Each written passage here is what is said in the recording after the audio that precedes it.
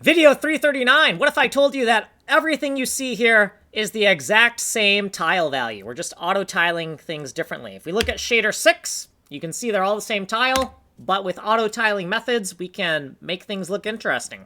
So let's go and see the code. So in the monkey wrench macros section, we have some disallowed variables right here. And then down here in the editor game data section, in the editor game object, we have these new variables for latching on the X and Y for auto-tiling, mirroring on the X and Y for auto-tiling, and this rotational code that we're not using just yet, but we're stubbing it in place. We're going to disallow these bit-packed values in the editor object because it makes things less flexible.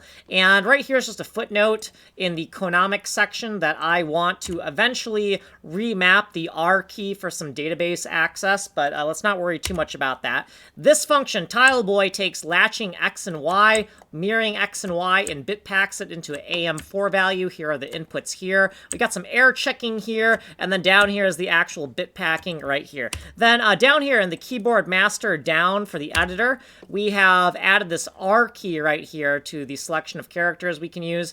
And we did a little bit of refactoring. So if we look down here, we have the Z, X, C, and V keys for the latching and the mirroring, but now we're using these individual 1-bit variables. We're toggling them on and off with a XOR with bit 1. And then right here, the R key is now mapped to swapping through the different rotational codes. And this will never equate to true. We need to refactor this eventually. Down here is what we did previously, and then all of our footnotes, and then here's what we did in this video. If you want a longer explanation, you're going to have to go here. You are on the short playlist. You can get the source code here later.